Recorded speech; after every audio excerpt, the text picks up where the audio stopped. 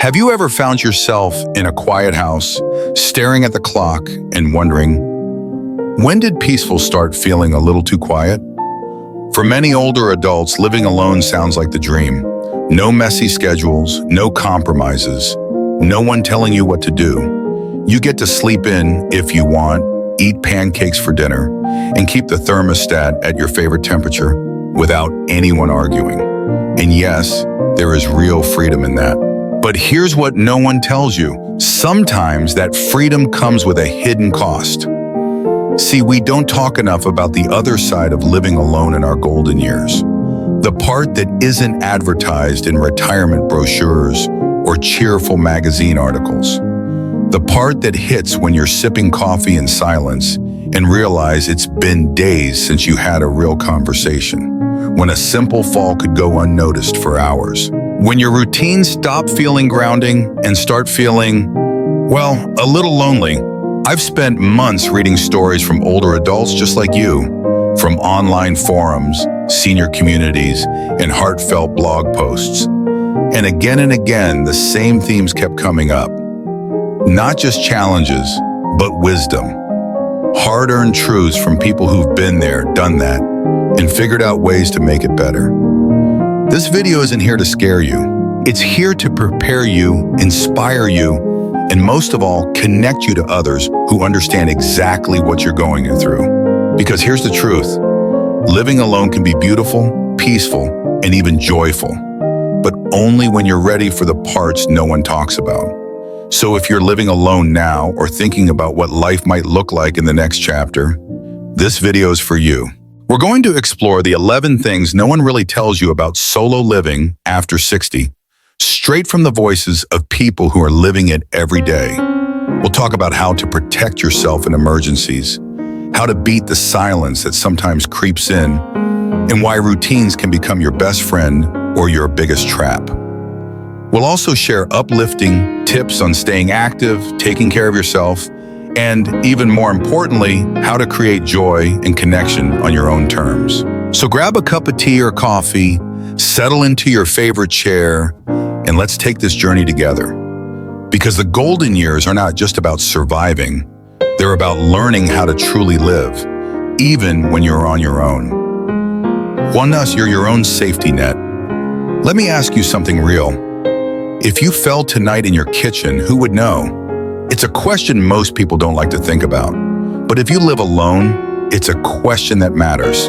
In a world where we value independence, and rightly so, there's an important truth we sometimes brush under the rug. When you live alone, you become your own first responder. If you slip in the bathroom or feel dizzy while making lunch, there might not be anyone there to notice. No one to say, "Are you okay?" No one to call for help if you can't. I read a story from a 74-year-old woman in Arizona who fell while reaching for a can of soup in her pantry. Her phone was charging in the other room.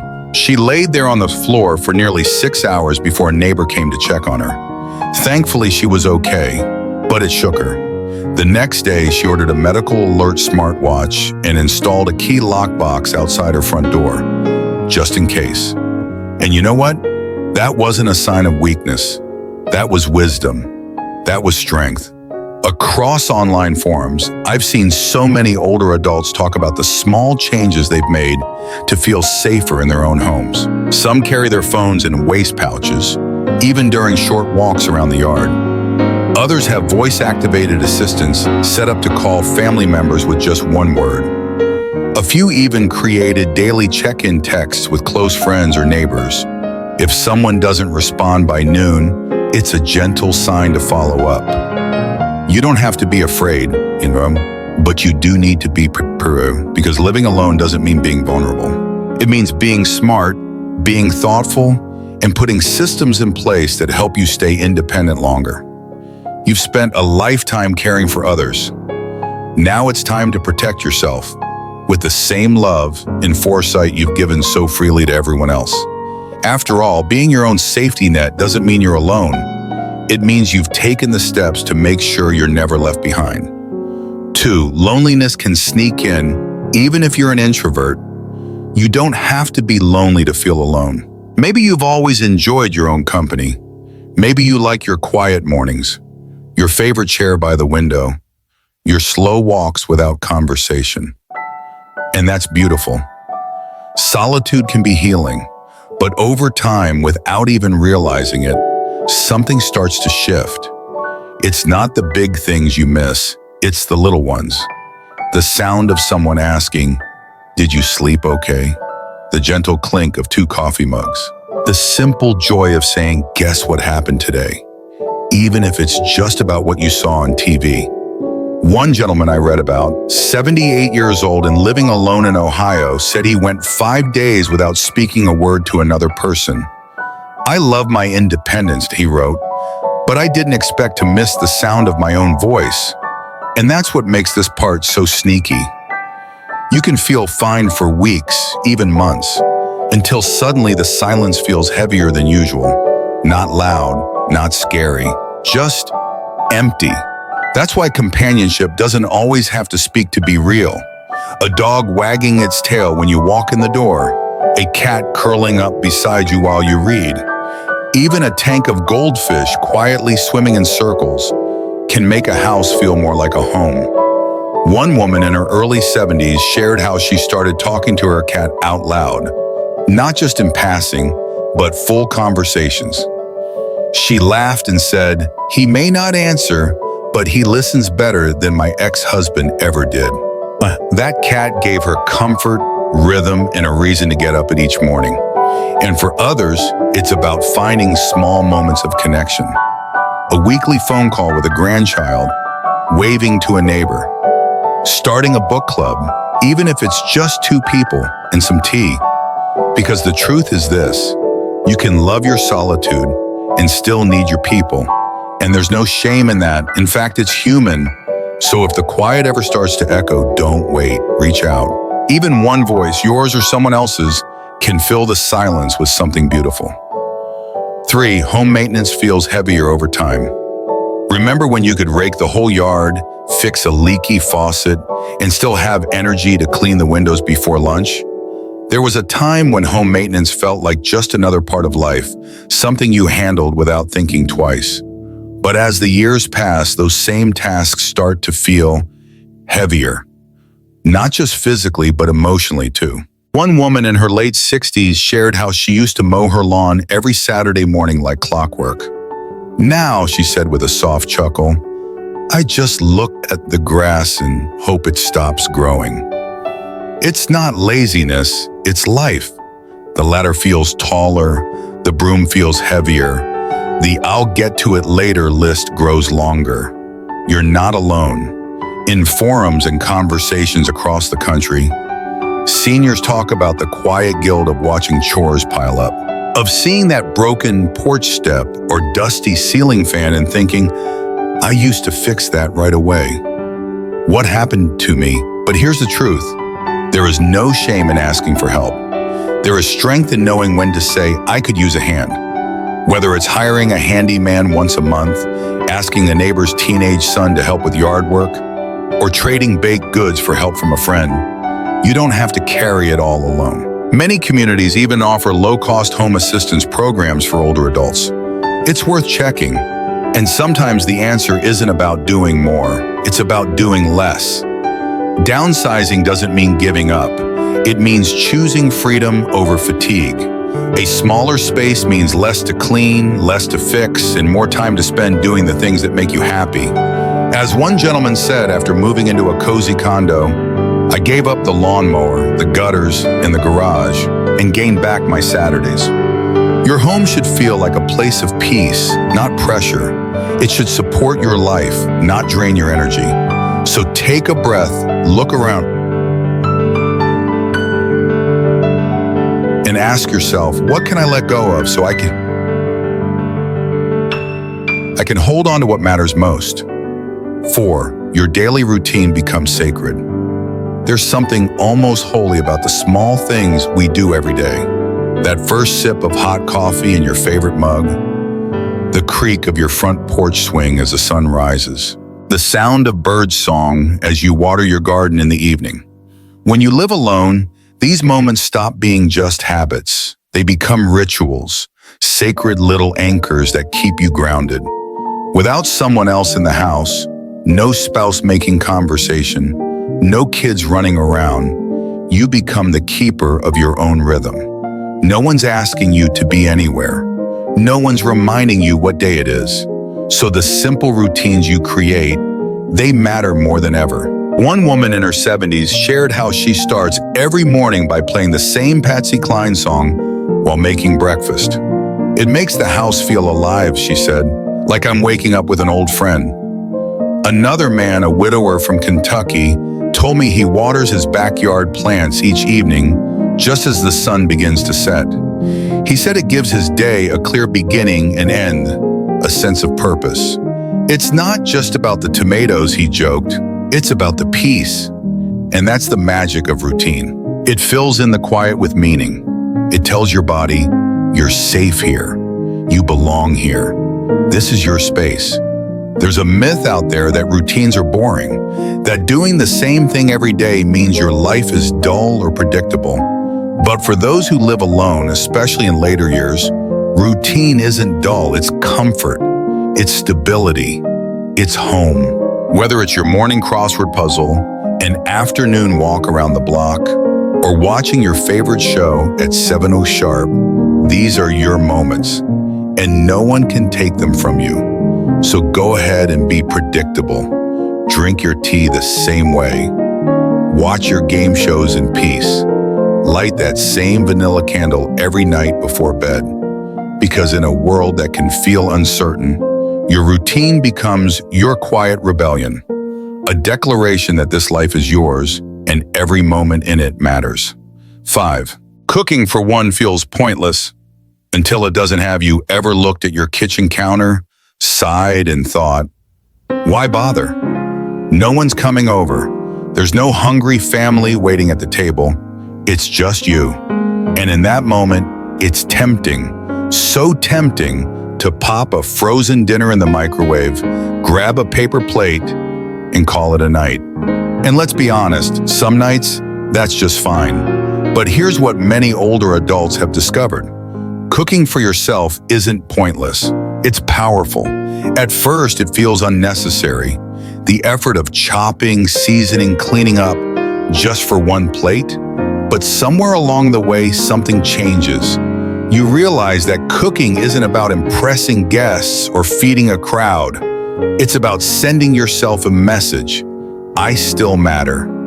I still deserve something warm and nourishing. One woman in her early 70s shared how she used to live on toast and canned soup. Then one night she said, I made my mother's meatloaf recipe just for me. I cried when I took the first bite. It tasted like care.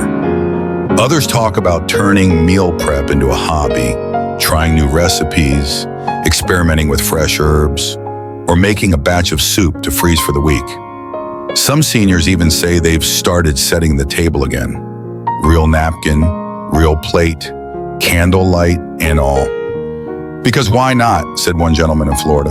I'm still here. That's worth celebrating. If cooking every day feels like too much, try batch cooking on Sundays. Make a pot of chili or roast a tray of vegetables and enjoy it throughout the week. Or treat yourself to one special meal each week, something you genuinely look forward to preparing. Even something as simple as a grilled cheese sandwich made with love tastes different than one made out of habit. So no, you're not just cooking for one. You're cooking for someone who's made it through a lot. Someone who still deserves to be nourished, comforted, and cared for. Someone who is worth the effort every single time. 6. The silence is louder than expected. It doesn't hit you right away. At first, the silence feels like a blessing. No TVs blaring in the background, no phones ringing off the hook, no one stomping through the hallway asking where their keys are. Just stillness, peace, but after a while, especially at night, that silence starts to stretch. It hangs in the air. It fills the corners of the house, and sometimes it feels heavier than you'd expect. One gentleman in Minnesota described it like this.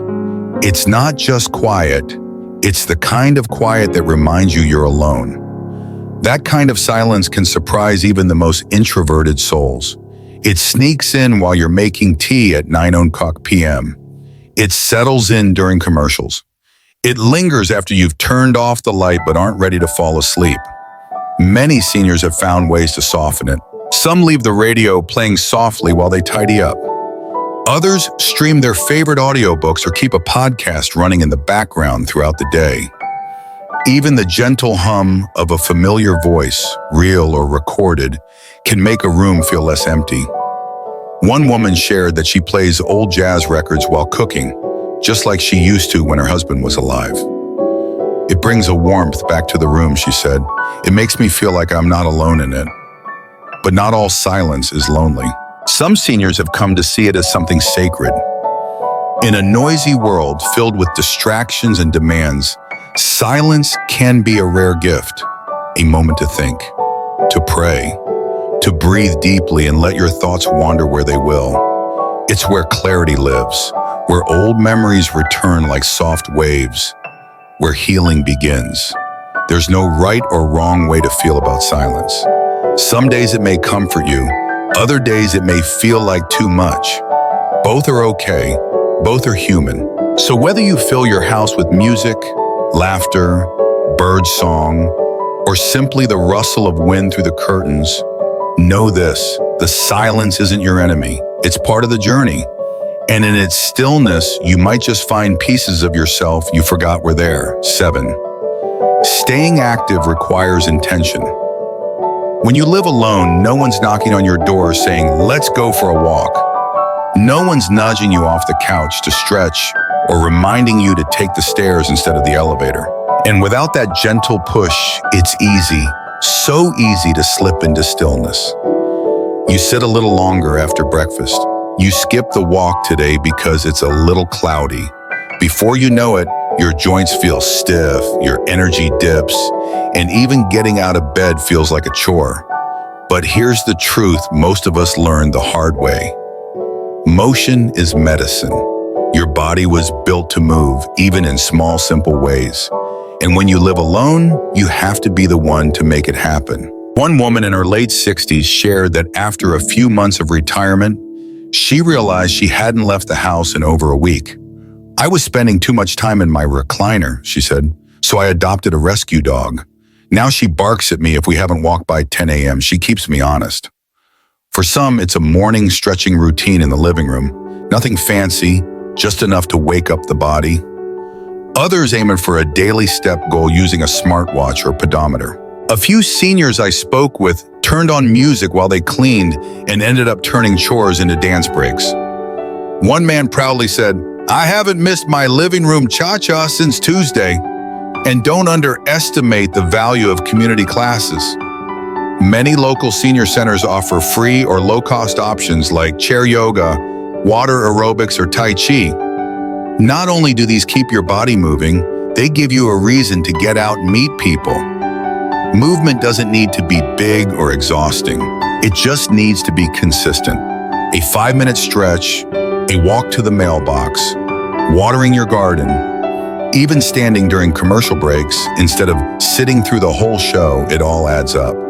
Because when your body moves, your mood lifts, your mind clears, and your spirit wakes up. So make it part of your day, like brushing your teeth or making your morning coffee. Not because someone told you to, but because you are worth the effort. 8. Time starts to feel different. Have you ever looked at the calendar and realized, wait, is it already Thursday?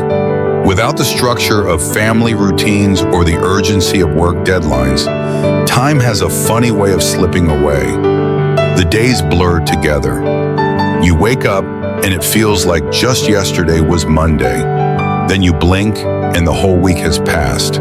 It's a strange thing, isn't it? When you don't have to punch in at 9 a.m. or rush the kids to school, time can feel like it stretches forever, or sometimes it seems to vanish in the blink of an eye. One woman I spoke to said, "I used to mark my weeks by appointments, by meetings. Now I find myself losing track of the days. The TV, the newspaper, they all say it's Tuesday, but I don't feel it anymore." It's easy to feel lost when time feels like it's slipping through your fingers. But there's something beautiful in it too.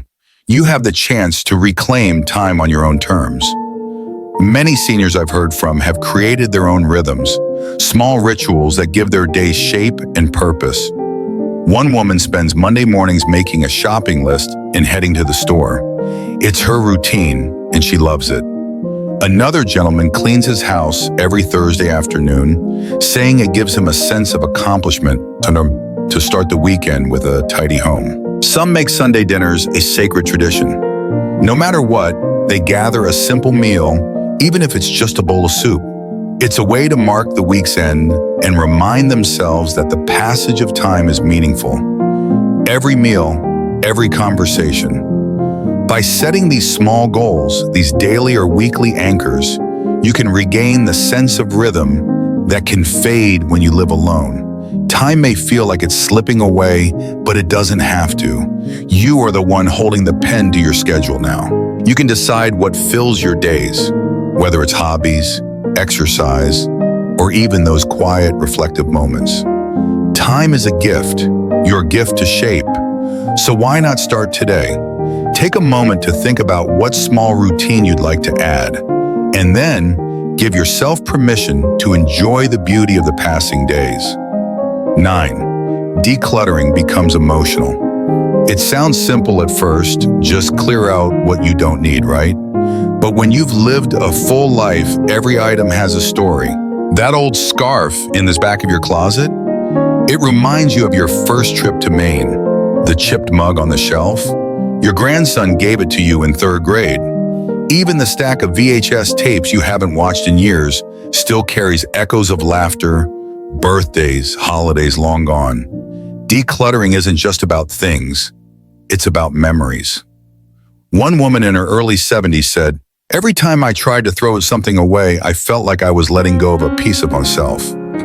Another man shared that he kept an entire drawer of his late wife's knitting supplies. Not because he used them, but because the sight of them made her feel close again. It's no wonder so many older adults find the idea of downsizing overwhelming. But here's something others have come to realize. Letting go of some things doesn't mean letting go of who you are. It means creating space for peace, for clarity, for the life you're living right now. One gentleman in his late 60s told me he began decluttering after a friend passed unexpectedly. His kids had to go through everything, he said.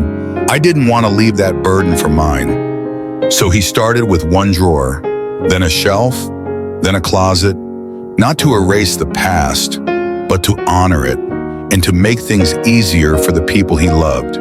You don't have to do it all at once. Start small, one box, one photo album, one shelf in the garage, and give yourself permission to feel whatever comes up. Maybe you'll laugh at what you find, maybe you'll cry, maybe you'll sit with an old letter and read it 3 times before letting it go. And maybe, just maybe, you'll feel lighter. Because decluttering isn't about living with less. It's about surrounding yourself with what still brings you joy and making sure your home reflects who you are today, not just who you used to be. You get to choose what stays. And in that choice, there's incredible power and peace. 10, you have to create your own social life. There was a time when your calendar filled up without effort. Family dinners, birthday parties, church events, neighbors dropping by with pie just because. But as the years pass, something begins to shift. Friends move away. Some retire to warmer states. Others slow down or sadly pass on. And before you know it, the phone rings less often. The invitations slow to a trickle. One woman shared, I used to wait for someone to call, but after a while I realized I could be the one to reach out. That simple shift in mindset made all the difference.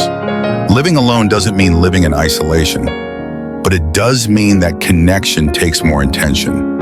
And sometimes that starts with just picking up the phone. Host a Sunday brunch with one friend, not 10, just one. Invite a neighbor over for coffee and cookies. Start a weekly movie night, even if it's just you and your favorite cousin on the couch watching old westerns. One man in his early 70s started a walking club in his neighborhood. Every Saturday morning, a small group meets at the corner of Oak and Willow and explores a different trail nearby. I didn't do it for the exercise, he said. I did it because I missed having someone to talk to about the weather. Social life doesn't have to mean crowded parties or loud dinners. It can mean small, meaningful moments shared with people you care about. And when you're the one who takes the lead, you get to shape those moments around what you enjoy. Love crafting? Host a monthly DIY night. Obsessed with crossword puzzles? Challenge a neighbor over coffee. Love baking? Teach your grandkids how to make your famous banana bread over a Zoom call. The key is this: don't wait to be invited. Be the inviter, the planner, the one who says, let's do something. Because when you take that first step, others will follow. And in those shared laughs, shared meals, shared walks, you'll find that your world becomes full again, not just with people, but with connection, warmth, and joy. Self-care isn't optional, it's essential. When you live alone, no one's going to knock on your door and say, hey, have you eaten today? No one's going to raise an eyebrow if you've worn the same pair of sweatpants for 4 days in a row. No one's going to remind you to take your vitamins, fix a real meal, or go get your hair cut. But you notice. And deep down, you know, you deserve better than just getting by.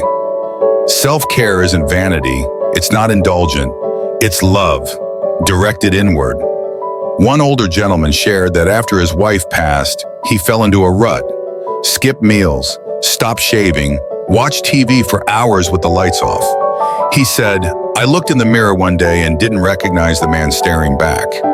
That was his wake-up call. He started small, making the bed every morning, cooking a real breakfast on Sundays, lighting a candle at night just to give the room a warm glow.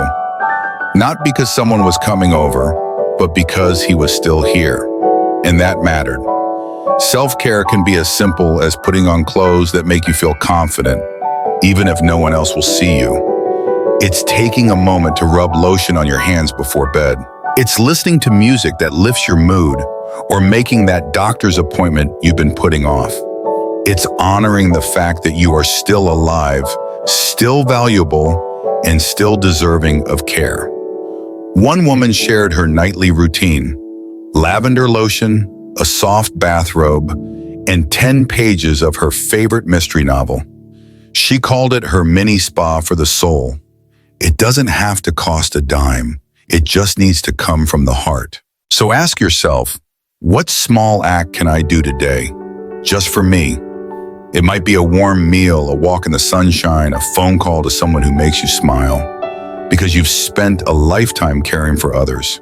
Now it's your turn. Self-care isn't selfish, it's survival, it's sacred, and you are worth every bit of kindness, effort, and attention you once gave to the world.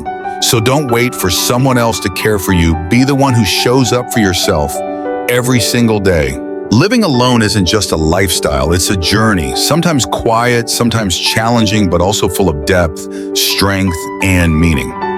It's in the way you brew your coffee just the way you like it. The way you remember to check your blood pressure every morning without anyone reminding you. The way you face each day with courage even when no one is watching. You've built a life around your own rhythm. And while there may be moments of stillness, there is also grace in that quiet. You've earned this chapter, and you have every right to shape it in a way that brings you peace, purpose, and joy. So tonight, as you sit in your favorite chair, take a moment. Look around your space, not with judgment, but with love. And ask yourself, what can I do tomorrow to care for myself just a little more? To connect, to move, to nourish, to smile. Because you are not forgotten. You are not invisible. You are not just getting by. You are still writing your story, and it's a beautiful one. If this message resonated with you, even just a little, please let us know in the comments below. We read every word, and if you know someone else who's living alone and might need a reminder that they're not alone in this, share this video with them.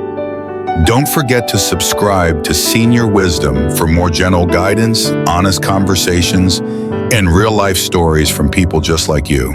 Because here, we believe that aging isn't about slowing down. It's about living with deeper intention. Thank you for spending this time with us. We're so glad you're here